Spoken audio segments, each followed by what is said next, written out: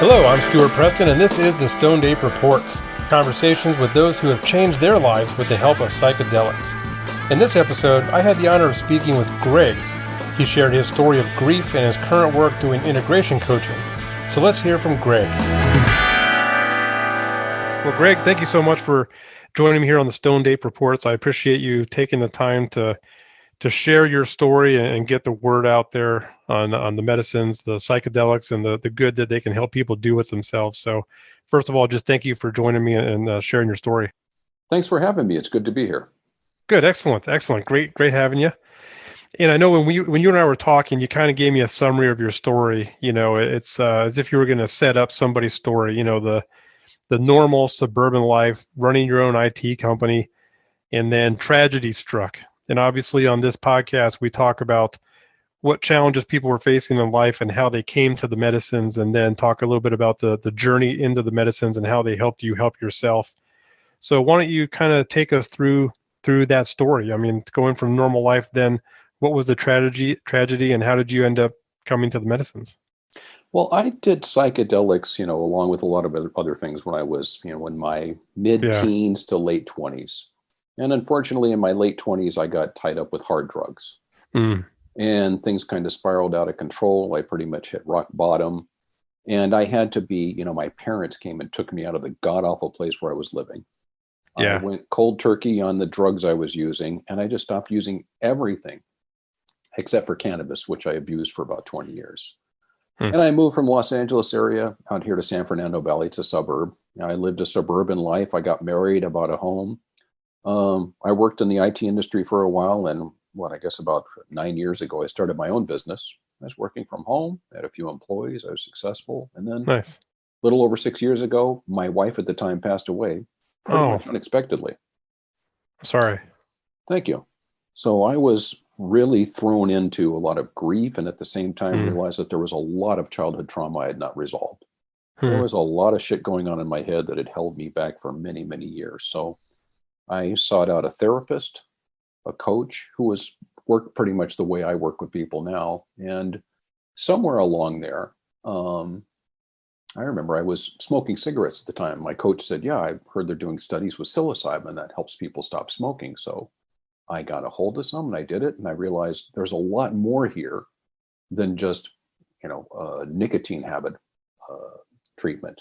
Yeah. I had some deep insights into my life and what had gone on and why I was acting the way I did and why I had certain thoughts and habits and patterns. And I thought, wow, now that I know this, everything's different. And within a few weeks, I realized I was right back where I started. I was still smoking. I still had the same habits and patterns. So I had found my trauma and I knew what my problem was, but that didn't get rid of it. So I tried it a few more times and the same thing. Everything feels different than it wasn't. So I started looking into it and I discovered the process of integration, of taking the lessons that you learn in the experience and somehow integrating those into your daily life. I started attending integration circles out here about 4 years ago. And about 3.5 years ago, I was asked to lead those circles. There's a lot of facilitation in that. I was doing some energy work at the time. I didn't realize it, but I was sort of coaching people. People were saying things like, hey, that thing you said to me last time was really helpful, or thanks for advising me on this, that, and the other thing. And I started learning about integration coaching.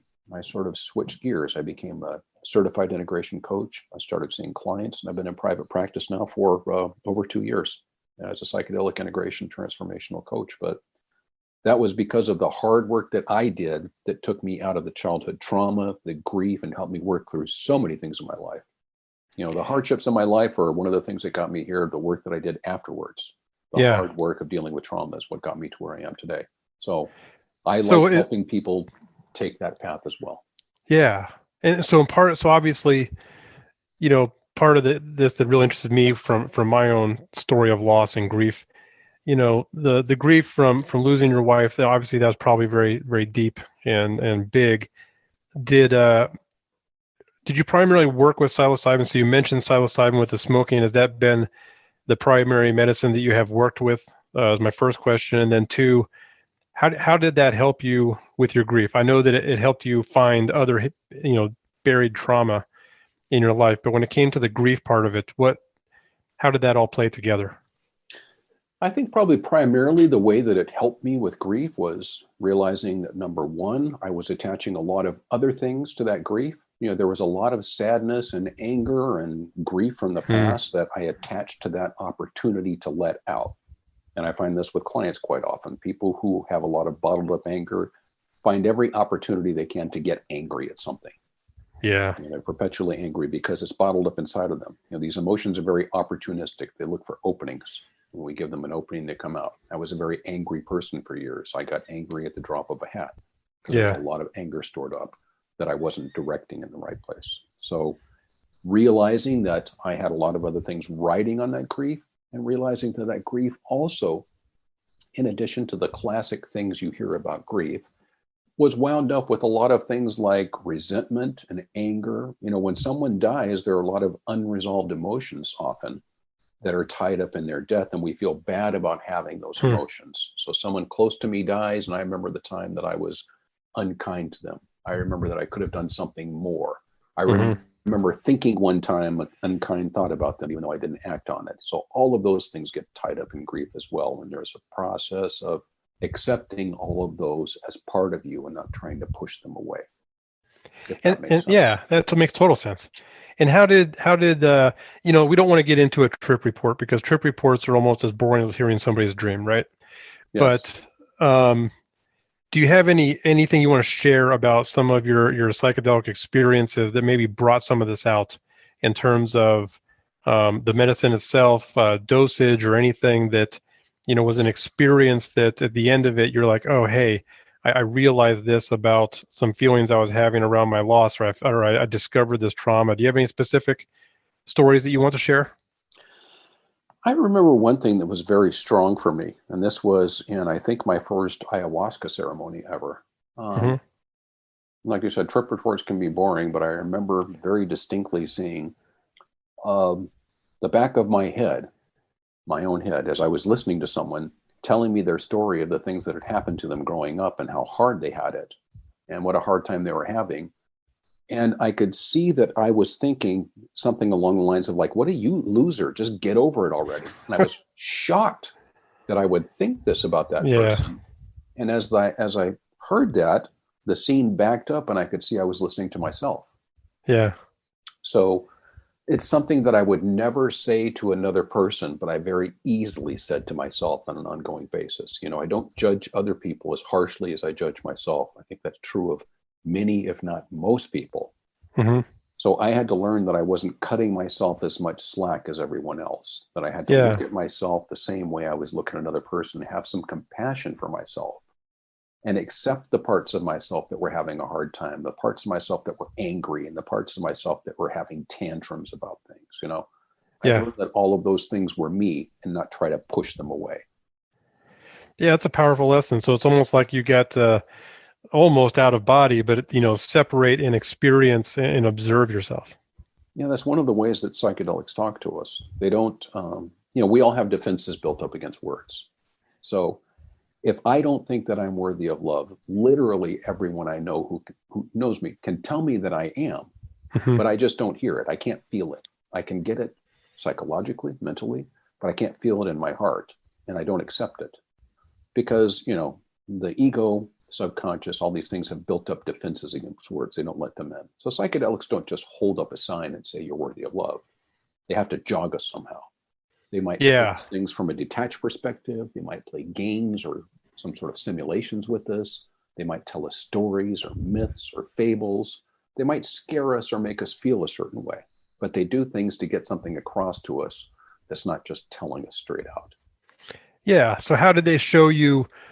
How did they help you discover some of these hidden traumas? Well, it was not so much the hidden traumas, those I could figure, I mean, they are hidden, Hmm. but finding those traumas is not so much the key as identifying what was the error in my thinking and the flaw in my logic at the time. I Okay. seem to be able to work with these things in a way that I could realize that when something happened when I was a small child, I got the idea that I was to blame for that because Oh that's yeah. what children do. It's very unsafe to think that the people who are taking care of you, who are responsible for your world, have some flaw or fault. So when we're very small, if we don't get the love that we deserve, we just naturally assume that we don't deserve that love and something's wrong with us. Yeah, are not lovable. Yeah. So going back to those times and seeing, I remember at one time seeing the flaw in my logic at particular moments and being able to sort of accelerate through my history without that baggage and seeing what that's like. Because from the moment you have that error in your thinking, that flaw in your logic, it colors everything you do from that moment on. And you go on and you make mistakes and you make judgments and you make decisions based on that flawed logic. And there's sort of a process of realizing how easy it was to make those mistakes given your circumstances at the time. It's very much a process of acceptance and forgiveness for yourself and others. And when I say forgiveness, that doesn't mean that someone is absolved of any wrongdoing they've done. That Hmm. means I'm going to stop carrying the burden of resentment that goes along with not forgiving someone. I A lot of see. that forgiveness is done just internally. You don't even have to tell someone you forgive them. You can forgive them internally so that you don't Right. carry the baggage anymore. Yeah, that does sound important. And so the medicines help you, they helped you discover these things. Is there anything before we talk about taking these lessons and making them part of your life going forward? Did you have anything else you wanted to share in terms of discovering these lessons in your journeys?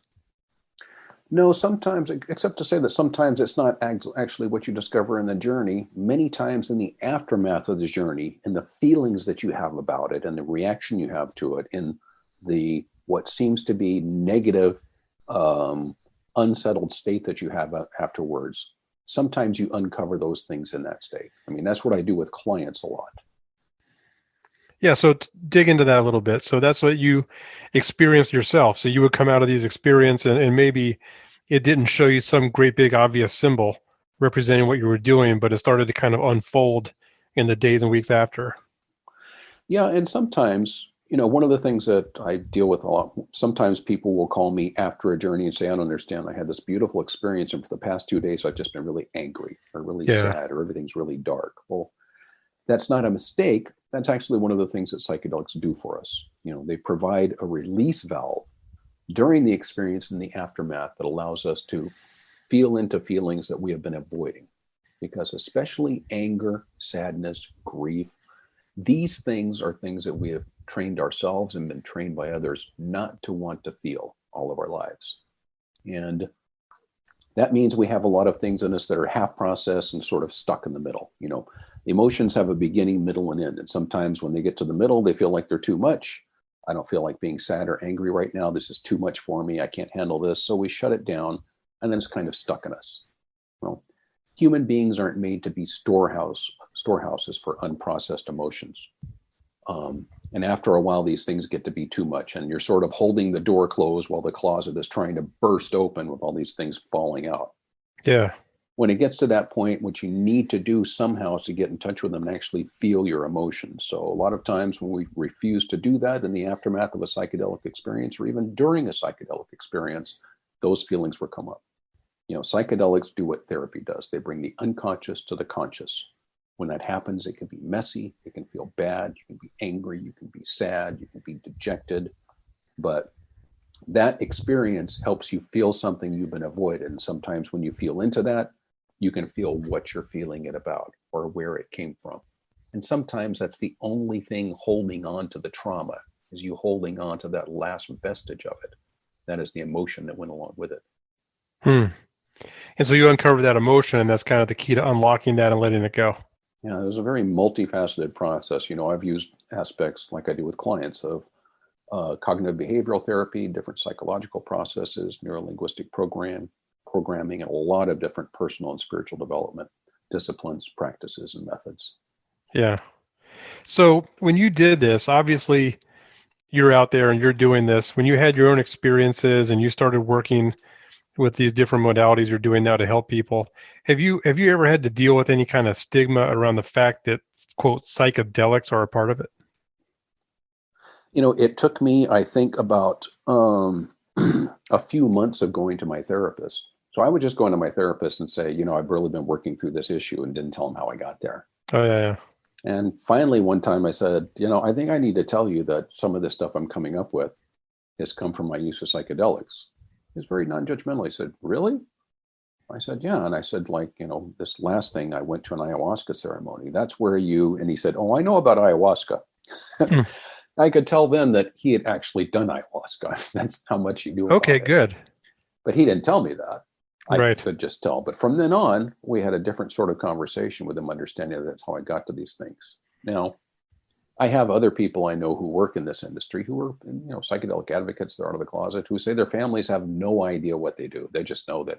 One of my friends said, "All my mom knows is that I work with people who take drugs." Right. This is all you're going to get across to people sometimes. But there is a sort of a chicken and egg situation where people say, psychedelics right now, people don't really respect that as legitimate. So I'm not sure what to do, if I should tell people Mm, that I do this. But people aren't going to see it as legitimate until people who appear legitimate start kind of coming out of the closet. That doesn't mean yeah. anyone needs to do it if they're not comfortable doing it. But as that happens more and more, I mean, this is becoming more and more mainstream and accepted as therapy, as medicine, as something that's helpful to people. Yeah. So along the way, yes, you do have to deal with some judgment, some people who don't understand what you do, and sometimes a little education is required or is helpful, and sometimes it doesn't matter. They're just going to have a negative opinion, but you know, Yeah. you do what you can. So if somebody's out there listening and they're thinking, yeah, I've got grief, or I feel like I've got hidden trauma, or I have wide open out there trauma, and they're considering going, using a psychedelic medicine to get some help for themselves. What recommendations would you have, for that person to get started, to do it the right way, to do it in a healthy way, to avoid harm? What general advice do you give people? First thing I would tell them is to make sure this is something that's right for them, because psychedelics are not for everyone. Um, People with certain mental conditions, people who experience psychosis, people who are schizophrenic, people who take certain medications, people with certain health conditions. There are quite a few contraindications. And some people are just never going to get what they can from the experience. Someone needs to decide that this is right for them. Someone needs to decide whether or not they are psychologically healthy. So if there's a lot of trauma, you need to be cautious that someone isn't just cracked open and now dealing with their trauma without support. Yeah. They should know that they've probably read a lot about the different studies that are being done on Hmm. psychedelics, government sanctioned clinical studies, but every one of those studies has a significant therapeutic component on the front and back end. So people don't just go in and take mushrooms or MDMA. People have therapy sessions to prepare them.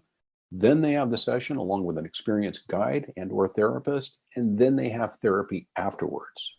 So psychedelics will not necessarily cure or fix anybody. Most of the time, they just show us what needs to be worked on. So people have to be very cautious of looking for a miracle cure. I'm going to take psychedelics and I'm not going to be depressed anymore.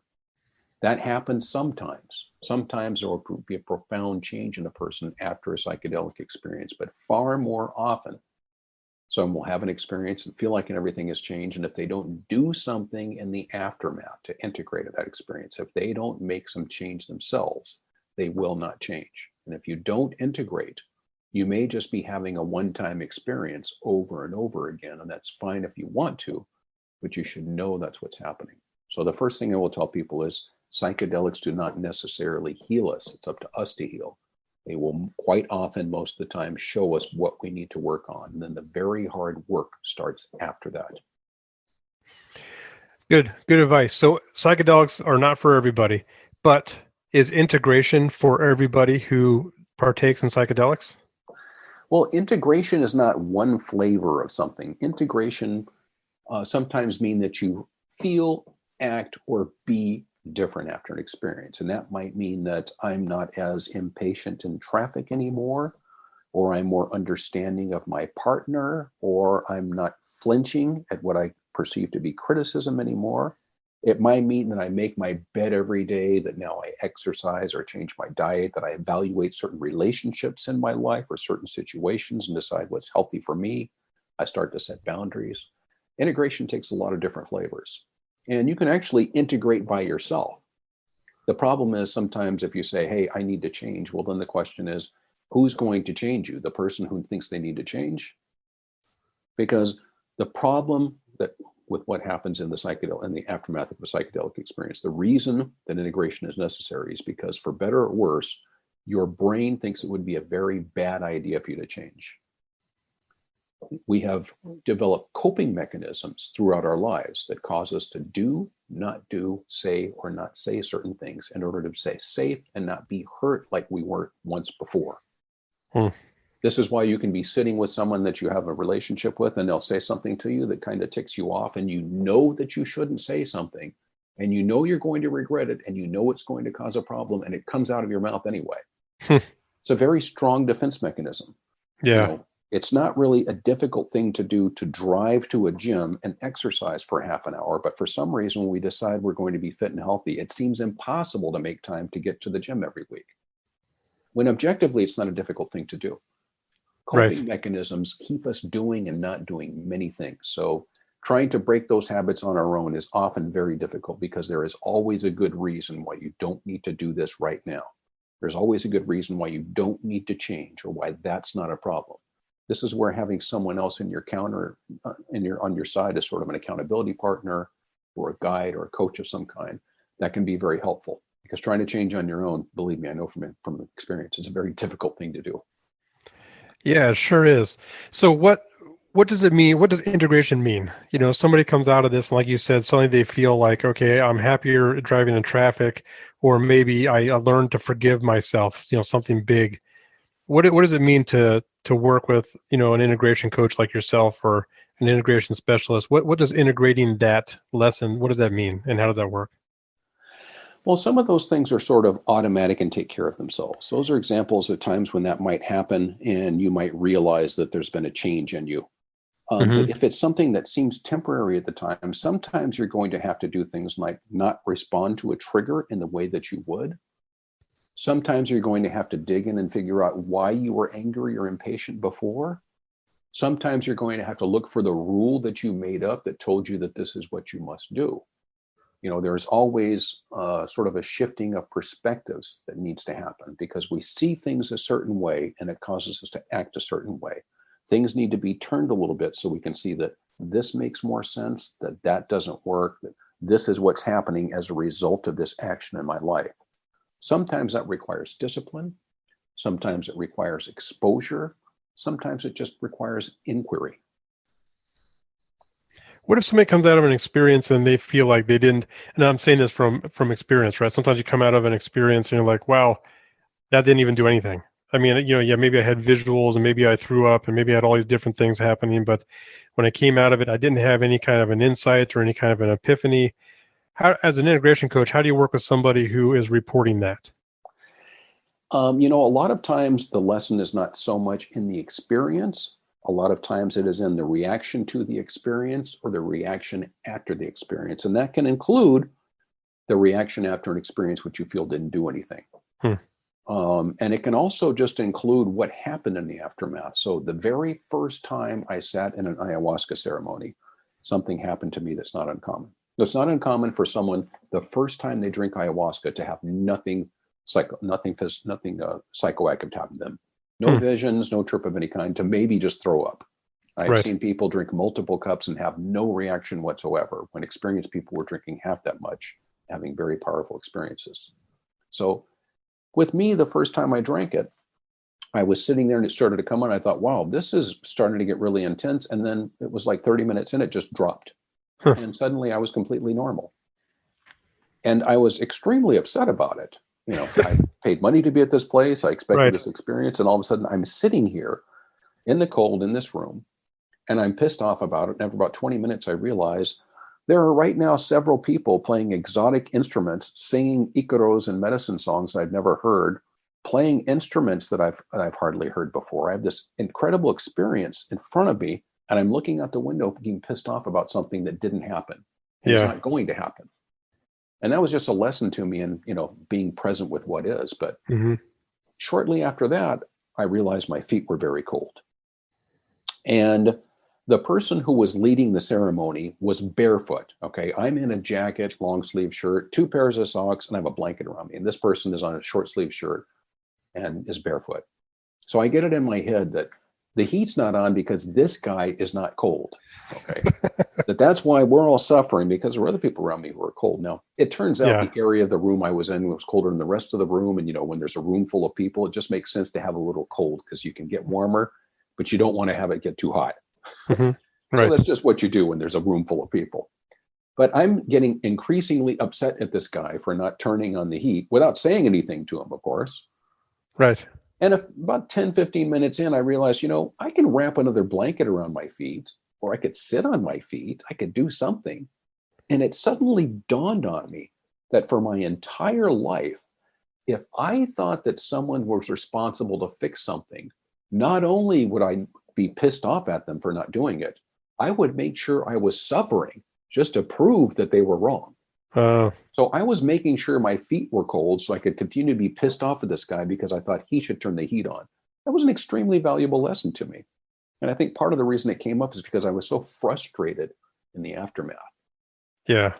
But when something doesn't happen in a psychedelic experience, we always examine what the person's reaction to that was, what they have been feeling. Was there resentment that came up? Are they angry about it?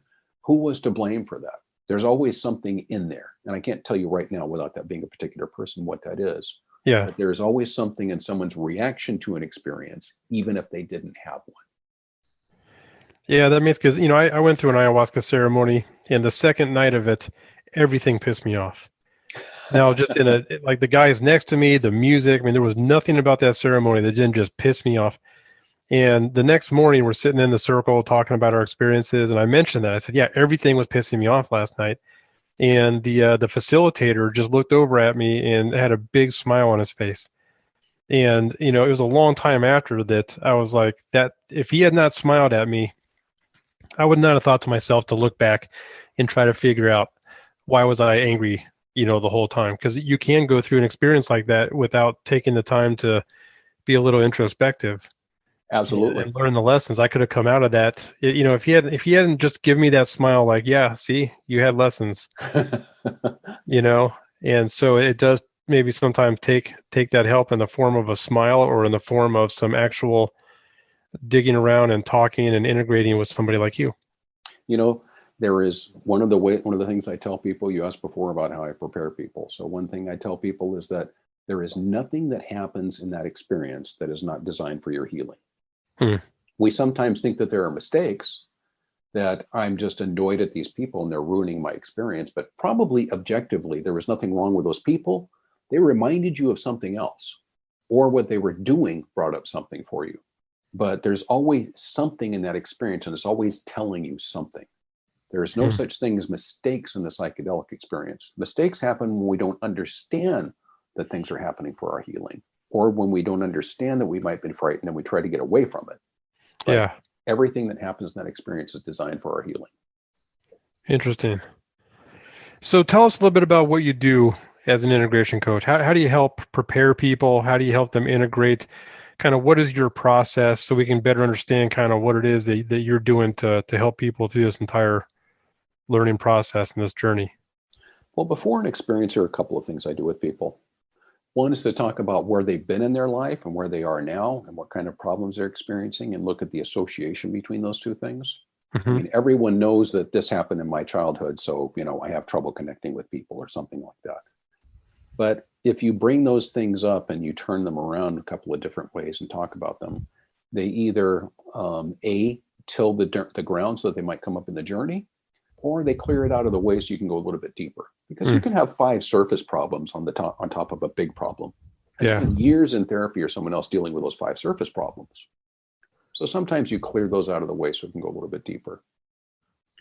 And then I work with people and I explain what might happen in the experience and what might not happen, what to expect, what not to expect. And what to expect is usually don't expect anything, because the only way to have a disappointment is to have an expectation. Hmm. And no one can tell you what's going to happen in that experience. But I No. talk to people about how to stay grounded, how to navigate, how to breathe. Very importantly, what to do if you become frightened, scared, sad, if something becomes scary or disturbing for you. And Is that a general thing or is that specific to the individual? no, that's a general thing. Generally, so this kind of goes back to your question about bad trips. Bad trips often happen because people don't understand that, like I said, psychedelics bring the unconscious to the conscious. In therapy, that can happen over a long length of time. You can spend many months teasing up something and bringing it to the surface, that finally you kind of break down and realize it. Cry it. Psychedelics don't have that much time. So they sort of scan us and find what we've been trying not to feel and what's really bugging us that we're trying not to think about, because there's no such thing as trying not to think about something. As soon as you've done that, you're thinking about it. Hmm. And they'll show it to us and say, hey, you need to look at this thing so that it leaves you alone from now on. Now, if I don't want to see that, number one, if I don't understand what's happening, I just think that there's bad stuff happening. A lot of people think that when you get scared during a psychedelic experience, that something went wrong, that a mistake has been made. Hmm. When really it's just trying to show us something that we need to see in order to heal. Like I Yeah, said, everything that's a that good happens in the point. experience happens for healing. And if I resist it, it might get even worse. So if I'm being shown something disturbing, or if I feel it's coming up and I try to resist because I don't want that, then things can get very bad. You can get extremely uncomfortable. I've had this experience, and I've seen people have this experience of just looking like there is no way anything will ever be comfortable or good. Like your bones hurt and your soul is sore, and somehow you can't get comfortable Hmm. or move or stop moving or sit down or stand up, and nothing's working. It can happen for hours when you're not surrendering to something that's coming up. When something is frightening during a psychedelic experience, the best thing you can do is to lean into it and to remember that it's not going to be nearly as bad as you think it is. Oftentimes, the fear of negative emotions, which is all that's coming up, is much worse than the emotion will ever be. Hmm. It's not going to be good, but I guarantee you that, this goes for psychedelic as well as in normal life. Anxiety is not good, but anxiety about anxiety is much worse. Hmm. Worrying about your worrying is far worse than worrying will ever be. If you accept these things when they come up and just experience them and let them go through you, they will resolve themselves. But if you push them away, they're going to keep coming after you. Yeah, good point. So that is universal in the psychedelic experience. You don't have to go towards the things that are frightening to you. There's no such thing as doing it wrong. So if you come out and someone says, oh, you should have gone towards your trauma and faced your fears and all that, that person is shaming you. Okay. You don't have to do anything you want to, but if you feel you can, if you know it's for your healing and you feel strong enough that you can take this for the short time that it's going to take, you can lean into that thing. You can go towards it. You can look at it. Yeah, it's almost empowering. So it almost feels like once you make that decision, it suddenly becomes not so much of a bad experience at that point. Many times, just that decision will make it much easier. You know, Alan Watts famously said, the moment that you decide that you are that one weird kid who is never going to learn to swim, you suddenly start swimming. Yeah. Yeah, exactly. So Sometimes when we have those feelings and it feels like it can't possibly get any worse, then it stops. yeah, that liminal point. Yes, exactly. So what about on the back end? So, I do the preparation, I let go.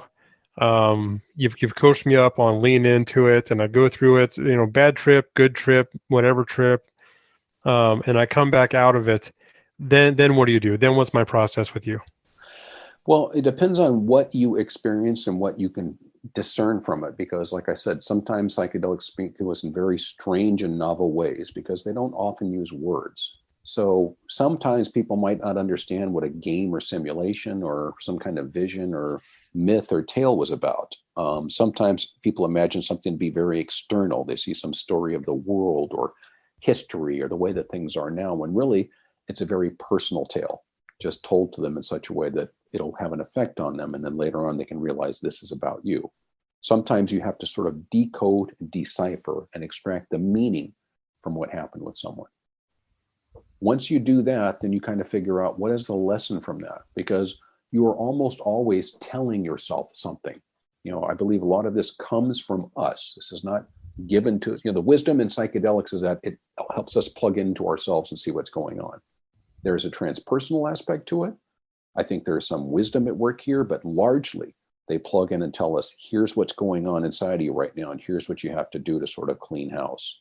They'll almost always dump something out that is on the back of our mind and really bugging us that we weren't aware of, that we've been Hmm. holding back. So that may be some relationship or some dynamic in my life. I had one client who came to me and said, I need to fix my relationship with my father. This Hmm. is bugging me. My father's getting older and we just can't seem to get along. So, he decided to undergo psychedelic therapy, and he came to me for the preparation and the integration afterwards. And afterwards, when we sort of picked through everything that he had seen and heard and felt, what we determined was what he needed to do was get a better job so he never had to borrow money from his father, which caused this dynamic between them that caused him to feel like he didn't have a good relationship with him. And that's exactly what he did. And once he wasn't dependent on his father, the relationship was fine. So Nice. what he thought he needed to fix was not what he ended up needed to fix. And in preparation, I'll also tell people that what you're expecting as an outcome right now may not be what happens at all. If we knew these answers, we wouldn't have to go to these medicines and ask them. Right. Yeah, it's funny that way. So many times people say set an intention, you go in with that intention, and the medicine's like, nah, not right now. I've got something else to show you first. Yeah, exactly. Yeah, you can get there later, but here's a detour you have to take that's necessary. Yeah, we got to do this work first. Absolutely, yeah. Excellent. So if somebody I've actually bumped into a couple of your clients, I think, just through conversations on the internet. And Yeah. you're obviously doing some good work. If somebody wanted to reach out to you and work with you, how would they get a hold of you? My website is psychedelicintegrationspecialist.com. Okay. You can always get me at greg@psychedelicintegrationspecialist.com. And you can look me up on YouTube or Facebook as Psychedelic Integration Specialist. Okay. Awesome. And I will grab those links and put them on the hard copy of this. Before we wrap up here, is there anything I didn't ask you or any last thing you want to make sure to just get out there? I don't think so. It's been a great interview. I appreciate it. Okay. Awesome, Greg. Well, thank you so much for sharing all this. I know it's a great big help to a lot of people who may be dealing with grief, hidden trauma, scared of bad trips, when wondering what to do after a journey. So you've really shed a lot of light on that, and I'm really grateful for your time. Thanks for having me, Stu. It's been great. That concludes this edition of the Stoned Ape Reports. Thank you for listening. Please follow us on Instagram at Stoned Ape Comedy and subscribe to our newsletter at www.stonedapecomedy.com. Again, thanks for listening, and catch you next time, Stoned Apes.